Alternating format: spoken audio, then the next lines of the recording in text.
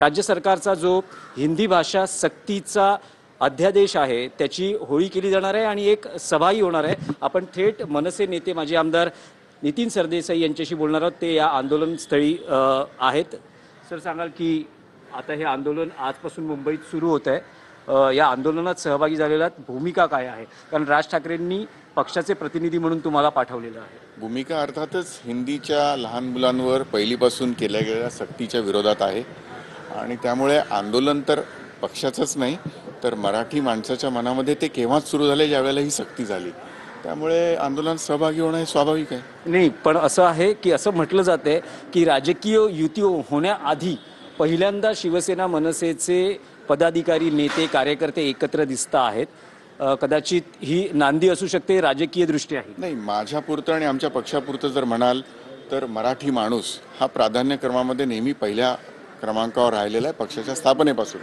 आणि हा मराठी माणसाच्या अत्यंत जिव्हाळ्याचा आणि त्यातही मराठी लहान मुलांच्या जिव्हाळ्याचा प्रश्न असल्यामुळे आता आमच्या मनात तरी कुठल्याही प्रकारे युती राजकारण येणाऱ्या निवडणुका हा विषय नसून केवळ आणि केवळ मराठी माणसाचं आणि महाराष्ट्रातल्या मुलांचं हित हाच आमचा मुख्य विषय असल्यामुळे बाकी इतर कुठल्या गोष्टीवरती आत्ता काही भाष्य करणं योग्य होणार नाही आणि तो विचारही आत्ता या क्षणाला मनात नाही आहे। पण आता असं म्हटलं जाते की उद्यापासून पावसाळी अधिवेशन राज्य विधिमंडळाचं सुरू होतं आहे। आज उपमुख्यमंत्री अजित पवार यांनी जी भूमिका व्यक्त केली की मोर्चा काढण्याची वेळ येऊ नये यासाठी आम्ही प्रयत्नशील आहोत, तर असं दिसतंय की कदाचित येणाऱ्या काही तासात किंवा उद्या अधिवेशनाच्या सुरुवातीला हा जो हिंदी सक्तीचा अध्यादेश आहे तो मागे घेतला जाऊ शकतो। एखादी तज्ज्ञांची समिती स्थापन केली जाऊ शकते आणि मग अंतिम निर्णय त्यावर घेतला जाऊ शकतो, असं शक्यता व्यक्त केली जाते। नाही, अजितदादांनी जे काही आता सांगितलं त्याचं मी नक्कीच स्वागत करतो। त्यांच्याचबरोबर इतरही दोन पक्ष त्यांच्याबरोबर युतीमध्ये आहेत। तर अजितदादांचं जे मत आहे की 5वी नंतर सुरू करावं, हिंदीची सक्ती करावी, हे जर त्यांनी त्यांच्या दोन्ही सहकारी पक्षांनाही पटवून दिलं आणि अशा पद्धतीचा जर निर्णय आला तर त्याचं आम्ही नक्कीच स्वागत करू। 5 तारखेच्या मोर्चाची म्हणजे आज अध्यादेशाची होळी होते, 5 तारखेच्या मोर्चाची नेमकी काय रूपरेषा किंवा तयारी सुरू आहे? मोर्चाचा मार्ग कसा असेल या संदर्भात काही एकमत झालं आहे का? नाही, त्याची तयारी सध्या सुरू आहे। आमचं पत्र आम्ही पोलिसांकडे परवानगीसाठी दिलेलं आहे आणि त्याच्यावरती काल आमची एक बैठक झाली पोलिसांबरोबर। सोमवारी उद्या कदाचित दुसरी बैठक होईल आणि त्यातून काहीतरी एक नक्की शेवटचा जो काही त्याचा आराखडा आहे किंवा त्याची रूपरेषा आहे ती उद्या किंवा जास्तीत जास्त परवापर्यंत ठरेल। कारण सन्माननीय राजसाहेब सुद्धा मुंबईमध्ये नव्हते, ते आज रात्री येत आहेत। त्यांच्याशी उद्या चर्चा करून मग पोलिसांशी आणि प्रशासनाशी चर्चा करून जो काही त्याचा मार्ग असेल किंवा वेळ असेल ती सगळी उद्या संध्याकाळपर्यंत मला असं वाटतं की स्पष्टता त्याच्यामध्ये येईल। TV9 मराठीशी बातचीत केली त्याबद्दल आपले आभार। आपण बघू शकतो की थोड्याच वेळात या आंदोलनाला सुरुवात होणार आहे, पण त्याआधी पहिल्यांदा मुंबईच्या रस्त्यावर मराठी भाषा अस्मिता आणि हिंदी भाषा सक्तीचा विरोध करण्यासाठी दोन प्रादेशिक महाराष्ट्रातले प्रमुख पक्ष एक शिवसेना उद्धव बाळासाहेब ठाकरे आणि महाराष्ट्र नवनिर्माण सेना हे राजकीय इतिहासात पहिल्यांदा एकत्र येताना दिसतात। याआधी 8 वर्षांपूर्वी गिरणी कामगारांच्या घरांच्या हक्कासाठी जो मोर्चा निघाला होता त्यात ठाकरे बंधू एकत्र सहभागी झाले होते, पण ते एकत्र दिसले नव्हते, काही अंतरानं ते चालले होते। पण 5 तारखेला जो मोर्चा आहे त्याची महाराष्ट्रातल्या राजकीय पक्षांना, महाराष्ट्रातल्या जनतेला, मराठी भाषिक अस्मिता जोपासणाऱ्यांना सगळ्यांनाच उत्सुकता आहे, कारण ठाकरे बंधू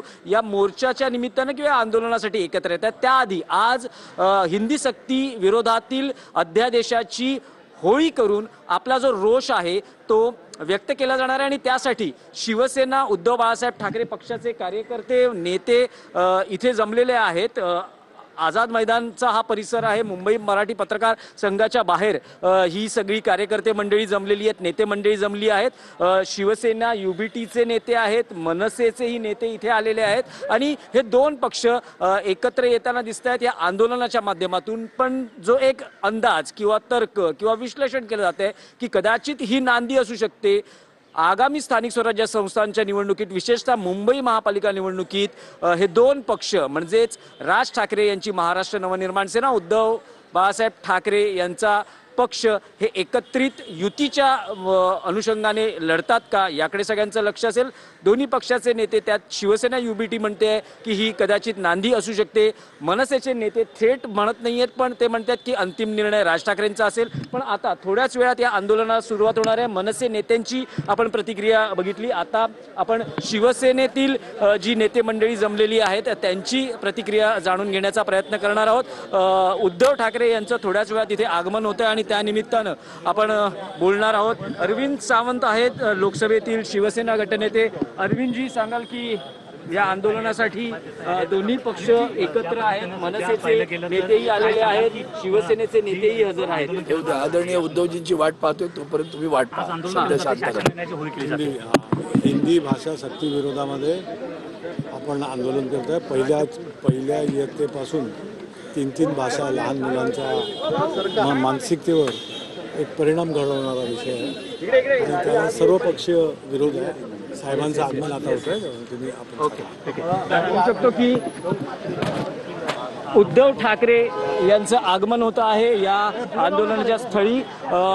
एकूण कुठली कायदा सुव्यवस्थेची परिस्थिती निर्माण होऊ नये यासाठी पोलीस बंदोबस्तही मोठ्या प्रमाणावर तैनात आहे. आणि एका बाजूला उद्धव ठाकरे यांच्या आपण बघू शकतो ही सध्याची थेट दृश्य आहेत. उद्धव ठाकरे